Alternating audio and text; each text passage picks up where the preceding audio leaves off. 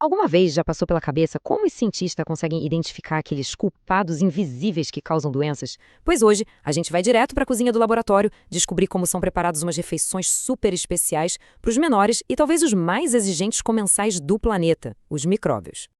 Imagina só ter que investigar um suspeito que é literalmente invisível. Pois é, esse é o desafio diário de um microbiologista. Como é que se estuda uma coisa que não dá nem para enxergar a olho nu? A solução, olha que curioso, é quase como preparar uma festa. Isso mesmo, a gente prepara um verdadeiro banquete, algo que eles não conseguem resistir.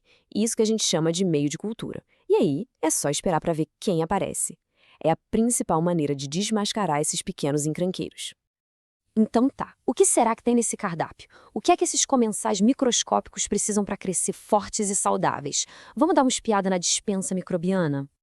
Bom, assim como qualquer receita de um grande chefe, a refeição perfeita para um micróbio começa com uma lista de compras bem específica.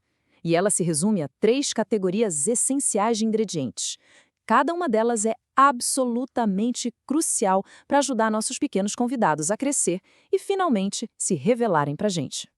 Primeiro, os macronutrientes. Coisas como carbono, nitrogênio, eles são necessários em grandes quantidades. Pensa neles como se fossem os tijolos e o cimento para construir as estruturas da célula, sabe? As proteínas, os lipídios, o básico para existir. Mas a receita não para por aí, não. Também temos os micronutrientes, como íons metálicos, que funcionam como pequenas ferramentas que ajudam as enzimas a trabalhar. E, claro, tem aquelas bactérias que são, bem, mais chatinhas para comer. Elas não conseguem produzir tudo sozinhas e precisam de vitaminas ou aminoácidos já prontinhos na comida. A gente chama isso de fatores de crescimento. Certo. Com a despensa toda abastecida, vamos ver como essas refeições são de fato preparadas. É um processo que exige uma precisão, olha, digna de um chefe de cozinha. Preparar o meio de cultura é como seguir uma receita de confeitaria. Tudo tem que ser exato. Primeiro dissolvemos os ingredientes em pó na água, quase como uma mistura para bolo. Depois, o pH, ou seja, a acidez, é ajustado com o máximo de cuidado para criar o ambiente perfeito. Aí vem a etapa mais crítica de todas, a esterilização.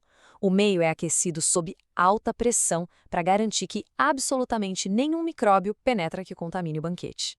E assim como um chefe prova o prato antes de servir, nenhum meio de cultura é usado sem passar por um controle de qualidade super rigoroso. Ele fica um tempo descansando para ter certeza de que está totalmente livre de contaminação. Porque no mundo da microbiologia, um prato limpo não é só questão de higiene, não é? É a diferença entre um diagnóstico certo e um erro que pode ser bem perigoso. Ok, agora a coisa fica interessante. Porque assim como nós, nem todos os micróbios comem a mesma coisa. Por isso, os microbiologistas tiveram que criar um verdadeiro cardápio especializado. Basicamente, a gente pode agrupar esses meios em 3 tipos principais, e cada um tem um objetivo bem específico. Dá para pensar neles como um buffet livre, onde come quem quiser, uma festa super exclusiva só para convidados e uma refeição que vem com um truque de mágica no final. Os meios enriquecidos são o tal do buffet.